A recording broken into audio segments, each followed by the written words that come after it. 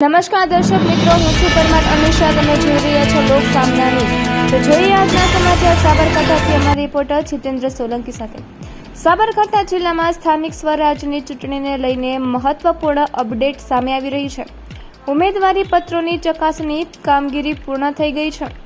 જિલ્લા પંચાયતની 34 બેઠકો માટે કુલ 157 ઉમેદવારી પત્રો ભરાયા હતા, જેમાંથી 45 ઉમેદવારી પત્રો અમાન્ય જાહેર કરવામાં આવ્યા છે, જ્યારે 115 ઉમેદવારી પત્રો માન્ય રાખવામાં આવ્યા છે. જિલ્લાની 8 તાલુકા પંચાયત માટે ભરાયેલા કુલ 708 ઉમેદવારી પત્રોમાંથી 204 ઉમેદવારી પત્રો અમાન્ય જાહેર થયા છે અને 509 ઉમેદવારી પત્રો માન્ય રહ્યા છે.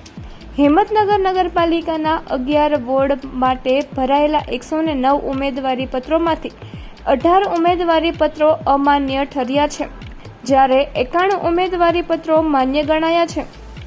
ઈડર નગરપાલિકાની 7 વોર્ડની ચૂંટણી માટે પણ 109 ઉમેદવારી પત્રો ભરાયા હતા, જેમાંથી 6 ઉમેદવારી પત્રો અમાન્ય જાહેર થયા છે અને 91 ઉમેદવારી પત્રો માન્ય રાખવામાં આવ્યા છે.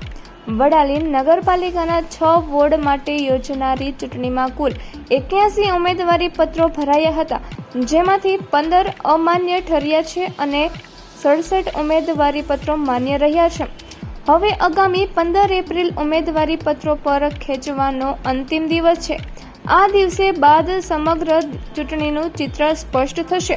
આજે જિલ્લા પંચાયતની, તાલુકા પંચાયતની અને નગરપાલિકાની ચૂંટણીઓ માટે સ્ક્રુટિની કરવામાં આવેલ હતી, જેમાં જિલ્લા પંચાયતની કુલ 34 સીટો માટે જે ફોર્મ ભરાયેલા તે પૈકી 115 જેટલા ઉમેદવારોના ફોર્મ માન્ય કરવામાં આવ્યા છે અને 45 અમાન્ય કરવામાં આવ્યા છે. તાલુકા પંચાયતમાં 509 ફોર્મ માન્ય કરવામાં આવેલા છે અને 204 અમાન્ય કરવામાં આવેલા છે.